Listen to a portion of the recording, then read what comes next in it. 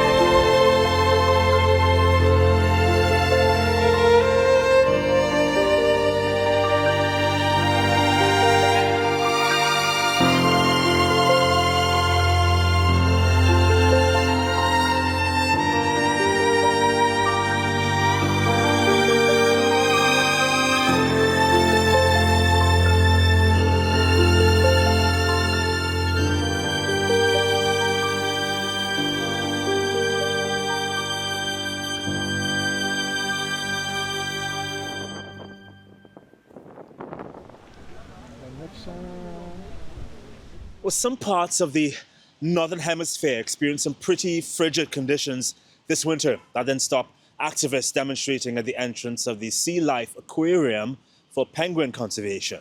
There were just a handful of demonstrators, but they read out some online criticism of the aquarium to sway people from buying tickets and going in. 882 David wrote on TripAdvisor, I was concerned about the welfare of some of the larger creatures. The couple of rays continually swam around the edge of their tanks, apparently trying to get out. I found the penguin enclosure particularly depressing. Quite a large number of penguins into me what looked like a small space. There is no natural light in an indoor man-made enclosure with no natural elements. Surely any such creature would prefer to see the sky, feel the wind. In April 2024, Travel and Stay wrote on TripAdvisor, terrible and cruel. The penguin enclosure is absolutely disgusting. These poor animals are in a dingy, dark enclosure. How is this even allowed? Please stop going here. Animal cruelty at its finest. What do you want to tell anyone who is entering this sea life area, right, aquarium? Well, what they need to know is these penguins, their natural environment is the sea. And this is a brick building. These animals are taken in against their will. They don't willingly walk in there. They're put on antidepressants to keep them sedated. They're overweight. They're going blind downstairs. You can see how dark it is. And if you put the animal first, you would never, ever go into a place like this. I'm just here to tell the truth, and I love animals. And I haven't lost my childlike. I see things like a child. A child would never pay for a company to do this. When we're young, we'd never hurt animals. As we get older, we try to blind eye and let companies hurt animals. And I'm just here just because I want animals to be in their own environment and safe. So Sea Life argues that the penguins in there are being kept for educational purposes. How do you respond to that? No, we never lived with dinosaurs, but kids love dinosaurs. They watch cartoons about dinosaurs. They carry around toys about dinosaurs.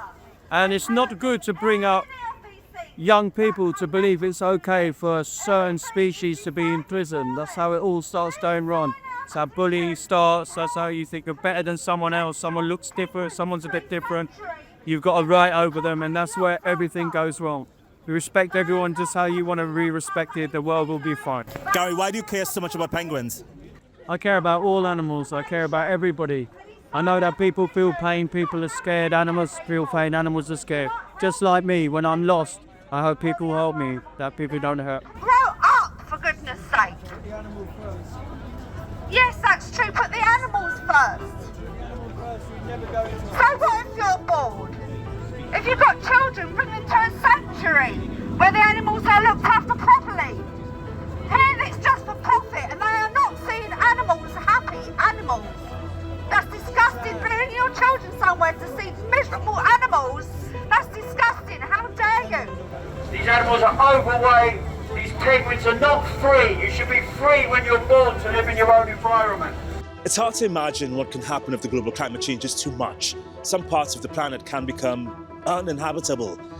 There could be mass human migration and the collapse of civilizations. There could be the overpopulation of animals in some places and the extinction of others.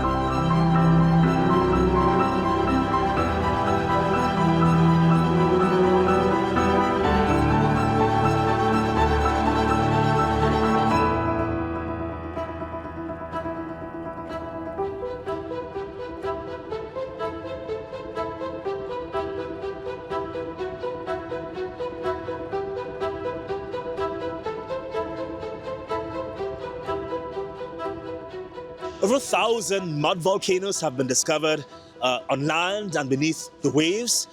It's hard to imagine these geological formations as a thriving habitat for marine life, considering they're mostly composed of methane, a highly flammable gas that could pose a threat to sea creatures. But 400 meters beneath the Barents Sea in Norwegian waters, a 1,000-year-old mud volcano was found teeming with life. The Arctic. Its beauty has long captivated our imagination. The region's vast icy expanse, where frozen seas stretch to the horizon, holds knowledge beneath the surface that we have only begun to understand. A staggering 95% of our ocean is still unknown, inspiring explorers and scientists alike to dive deeper into it. We are on board of the research vessel Kronpris Sokon in the middle of the Barents Sea, and today we have discovered something exceptional. An ancient mud volcano beneath the sea.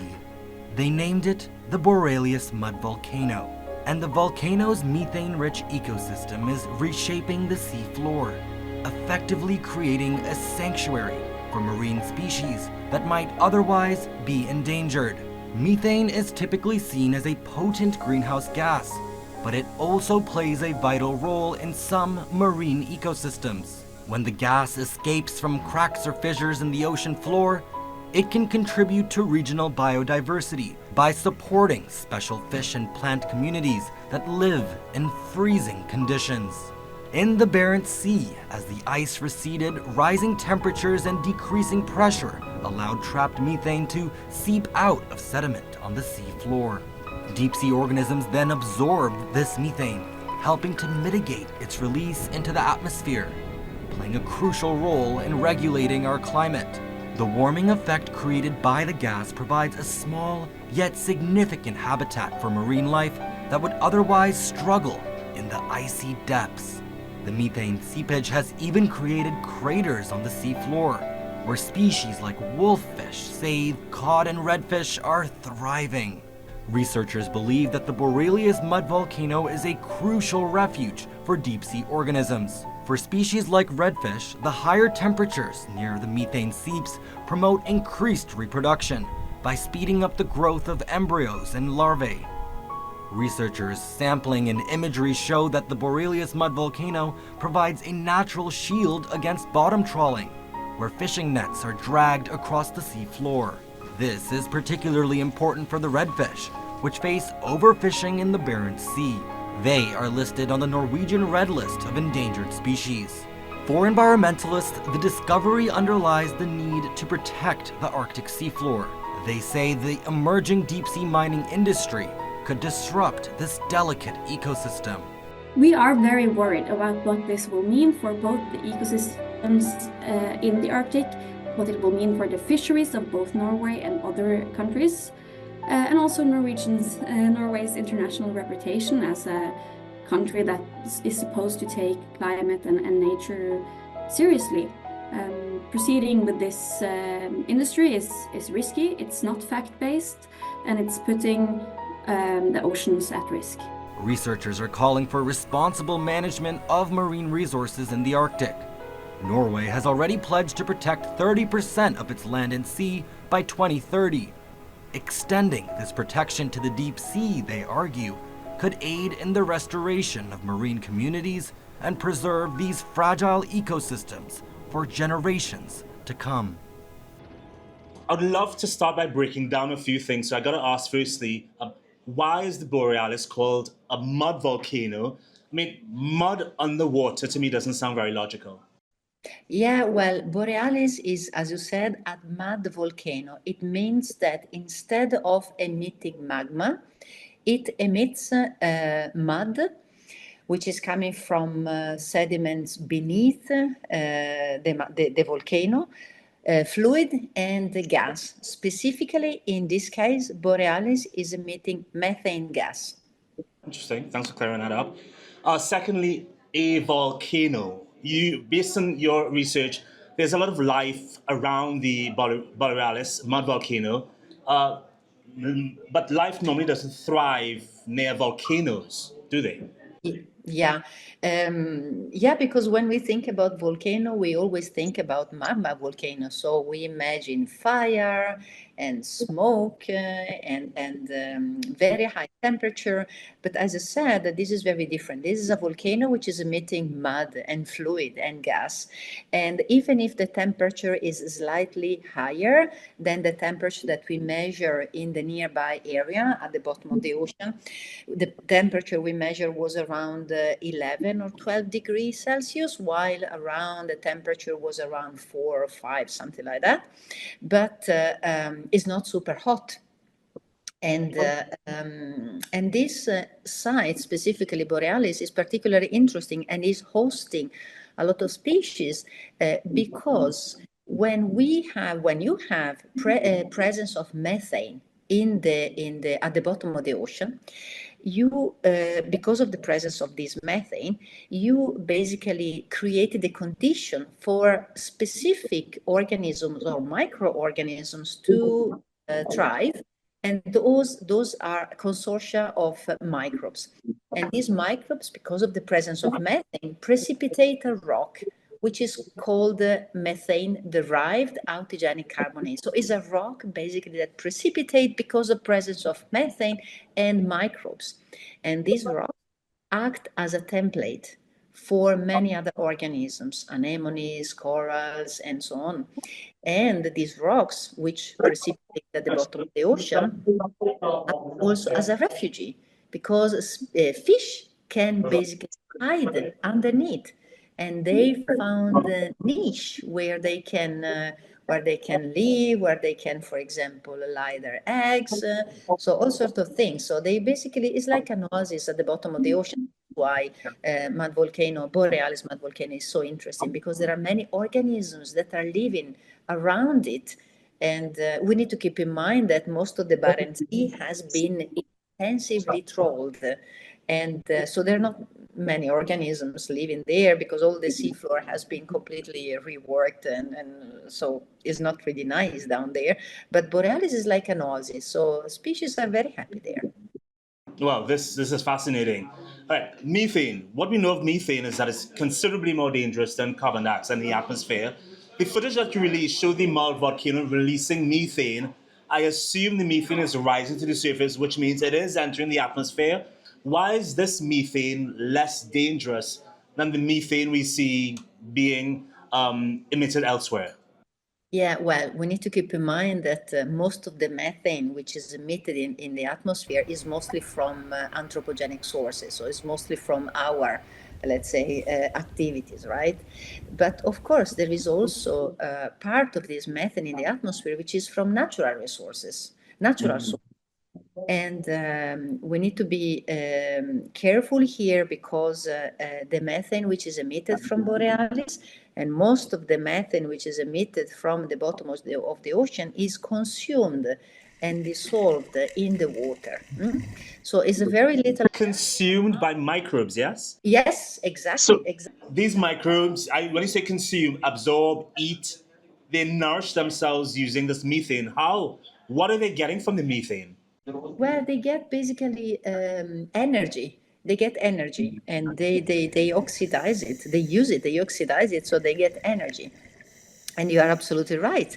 And so in the water column, there is a lot of these microorganisms that consume methane. So to go back to the previous questions, there is not a huge amount of methane from emitted from the bottom of the ocean that reaches the atmosphere. But we need to keep in mind that some of this might reach the atmosphere, mostly if we are in shallow water environment. So if we are, the reason why Borealis is also interesting is because it is in the Barents Sea, which is considered kind of a shallow sea, because it's less than 4 meters. So not exactly at Borealis, but maybe in other places the methane can be released into the atmosphere. And just to clarify, this is beneficial to human life. I mean, if we look at the basic law of the food chain, these microbes, which are microscopic, consume the methane, which these microbes then can get consumed by something a bit larger, which gets consumed by something a bit larger, then by fish, then by us. Is that how it works in terms of the food chain of it all? Yeah, well, this is a very nice thing that you said, because it gives us the possibility to remind ourselves that on our planet there are organisms which are not based on photosynthesis. So they do not depend on the sunlight, but they depend on something else.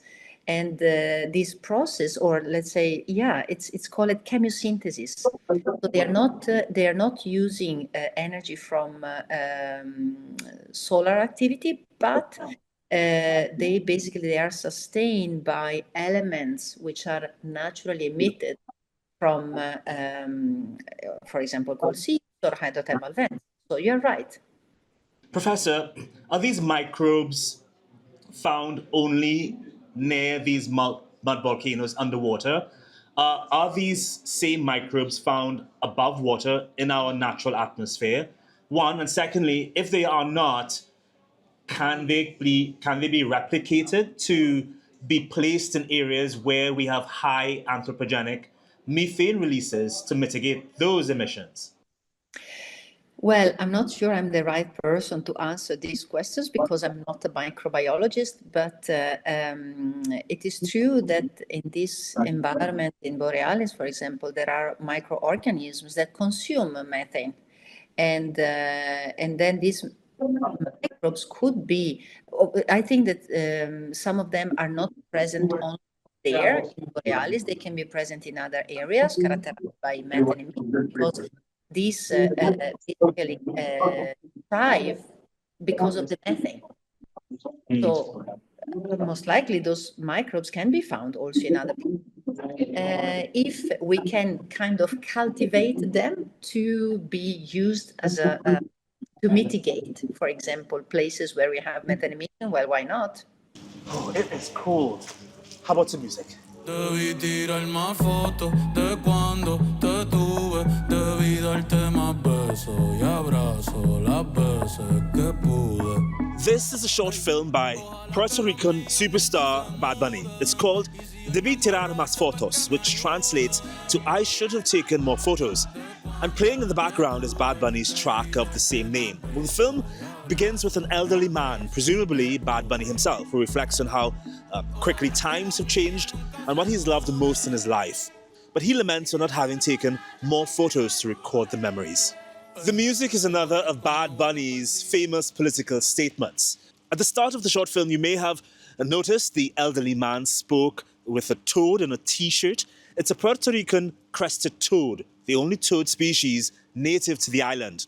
Sadly, this carnivorous amphibian is critically endangered and was thought to be extinct in the 1930s. But a population was discovered in the north of the country 3 decades later.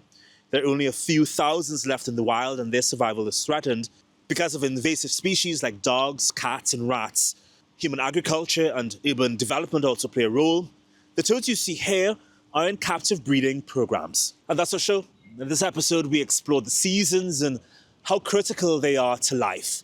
Take the Canadian winter, for example. It's known to be very cold and snowy, and boy, did February bring it.